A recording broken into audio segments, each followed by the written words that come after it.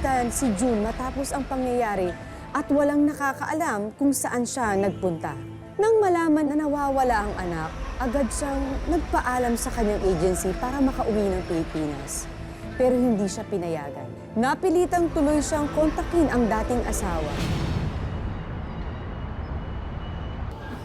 Bakit ba nanggugulo ka? Oras ng trabaho ngayon ah.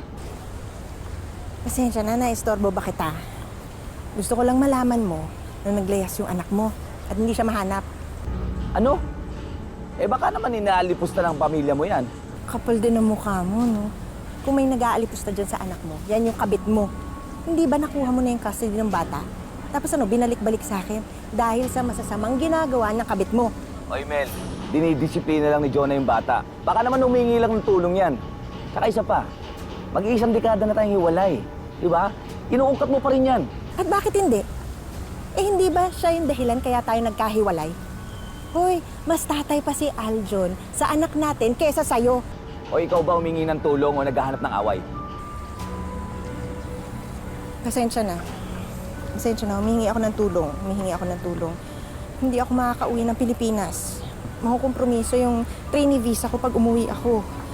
Total naman, pabalik-balik ka ng Pilipinas. Baka naman pwedeng ikaw na muna ang umuwi at ayusin ang gulong ito. Teka, bakit ako? Eh hindi nga ako kinakausap ng anak mo, di ba? Tsaka pa paano yung trabaho ko dito sa Taiwan? Tsaka may mga bibig ako pinapakain sa Pilipinas. Ah, hindi ba kasama ang bibig ni June doon? Sige. Papaalam ako sa boss ko. Salamat.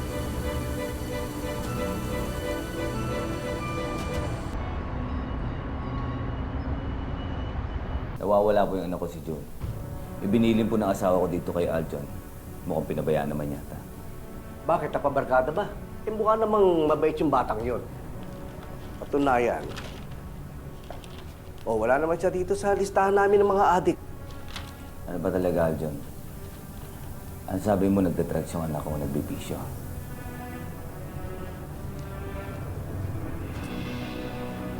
Ganito po kasi yun, Chairman. Kasi nung isang gabi, si June gusto na pumunta dun sa niligawan niya. Eh, gabing-gabi na, malamang hindi ko pinayagan. Bigla ba namang nag-amok? Eh di syempre, medyo napagbuhatan ko ng kamay. Kasalanan mo din pala eh. Eh kung ikaw kaya pagbuhatan ko ng kamay na makita mo? Tol, hindi naman. Siyempre, nung nakita ko siya, parang nag-aamok na, ang taas ng tama, palong-palo na. Eh, malamang papagtanggol ko na yung sarili ko, di ba? Ba tayo papatulan mo? Di ba? Tama na yan. Igalang niyo ang barangay.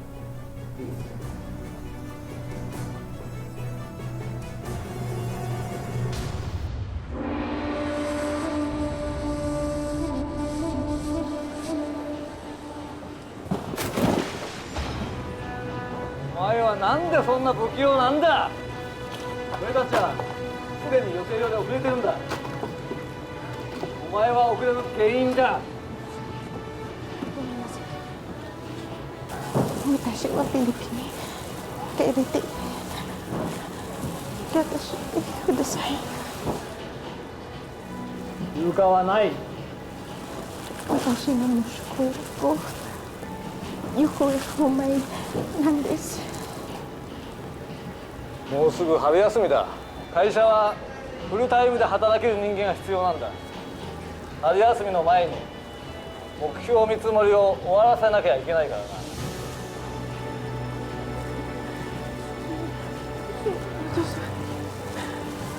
お願いします。ダメだ。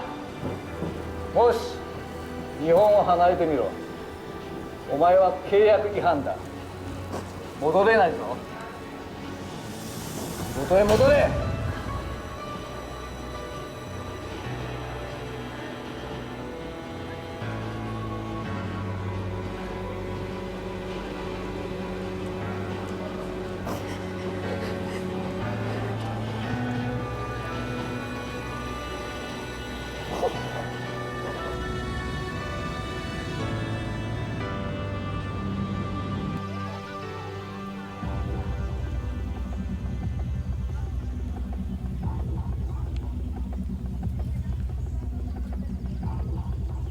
Tara, excuse me lang ah. Baka nakita niyo itong anak ko si Jun.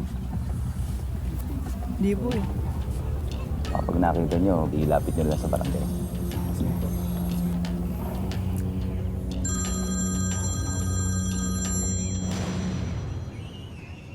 Hello? Kumusta na ang paghahanap kay June? Wala pa rin. Pero tinuyo din namin yung kalapit barangay, wala pa rin kami makita. Pati yung mga teacher niya, walang idea kung nasan yung bata.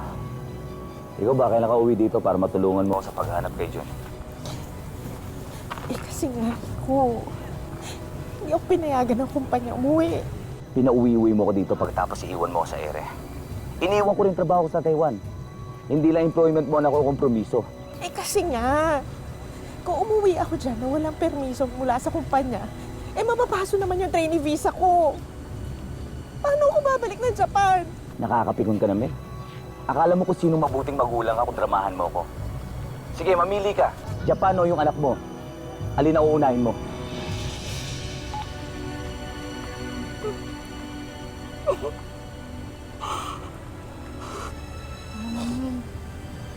Mel, may punto rin naman asawa mo. Hindi naman pwede siya lang maghanap sa anak mo. Di kaya kailangan mo rin umuwi? Parang bang nagbabakasyon ako dito sa Japan. Hihirap na naman ako. Alam mo, umuwi ako, hanapin ko yung anak ko. Bahala na kung makakabalik ako dito. Sige, Mel. Pwede kami tumulong. Magpapatak-patak kami para makabawas sa gastos sa ticket.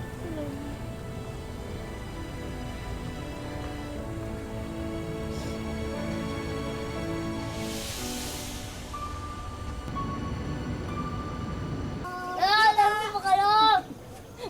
Ano? Nakikilit ako! Anak, halika muna. Mabuti naman, nakauwi ka na. Kaya naman pala hindi mahanap ang anak ko eh. Wala kang ginagawa kung hindi maglaro eh. Yan ba yung nakukompromiso ang trabaho? Alam mo, Mel, sumusobra ka na. Bakit hindi mo tanungin si Aljon? Wala na nga kaming pahinga sa paghahanap kay Jun eh. Ano ba naman yung konting magnakaw ako ng oras para makasama ko yung mga anak ko? Nakakaya sa mga kapitbahay. Pumasok muna kayo sa loob. Huwag ka mag-iskandalo dito. Pasensya na kung nasa skandalo ka ha. Nag-aalala lang naman ako para sa anak namin, ng asawa ko. Konting respeto naman, Mel. Rico! May nakita daw patay na bata sa kabilang bayan. Sabi sa radyo. Saan? Sa tabi ng gilingan. Dali, baka anak mo yun. Ikaw na munang bahala sa bahay. Tara!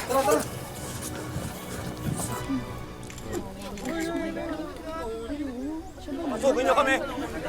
Anak ko yan! Hahanin niyo kami! Sir, bawal kayo dito, sir! Baka matay namin niya! Hahanin niyo kami! Sir, bawal kayo dito! Pasensya na po, ma'am. Bawal naman yung mami. Hindi pa na anak ko yan! Anak ko yan, John! John, dito ang mama mo! John! Sir, bawal kayo dito!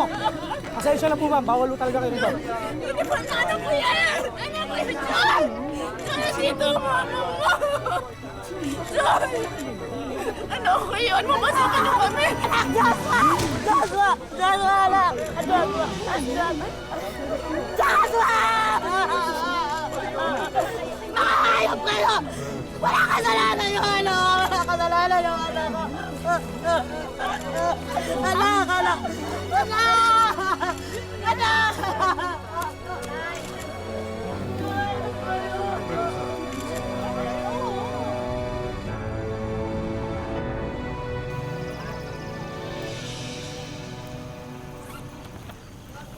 Anong petsa na? Ang aga-aga ko umalis ng bahay dahil alam kong malayo ang bayan na to. Pasensya ka na. Nagatid lang ako ng mga bata sa eskwela. Ano bang ginagawa ni Jonah, ha? Siguro kaya walang nangyayari sa paghahanap ninyo ni Aljon, eh, no? Tanghali ka na kasi kung dumating. Kung makapagsalita ka, para ako may kasalanan sa pagkawala ng bata. Eh, pareho naman tayong wala sa tabi niya, kaya nagkaganito.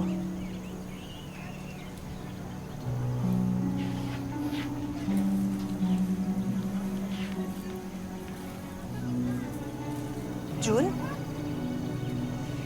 Rico, ang anak natin. Ayun, oh.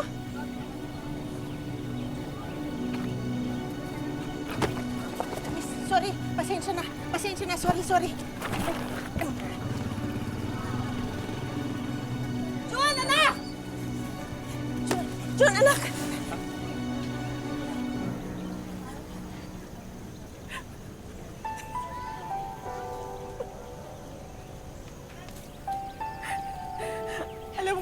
Alam ko tayo palpak tayong mag-asawa. Alam ko yun.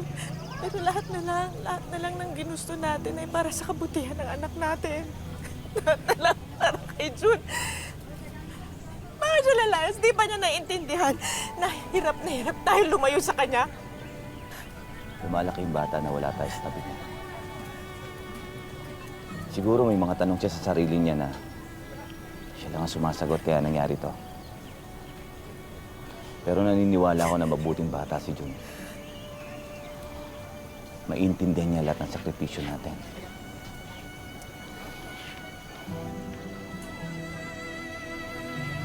Sana mapatawad niya tayo sa lahat ng pagkakamali natin.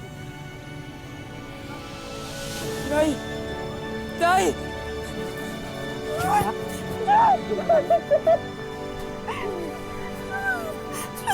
Galing.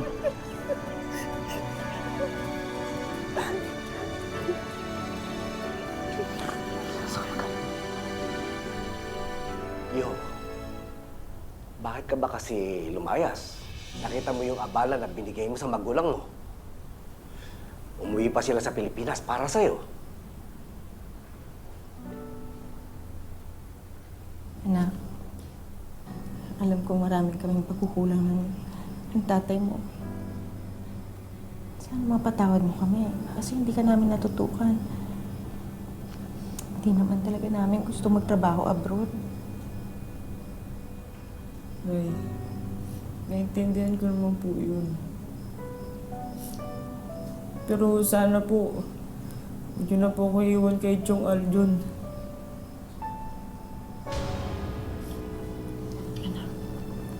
Anak, tapatin mo nga kami. Totoo ba yung mga sinasabi ng Tito Aljon mo? Nagdodroga ka daw. Hindi po. Nagwala ka raw. Pagkatapos umaalis ka ng hating gabi, may pinupunta ka daw babae.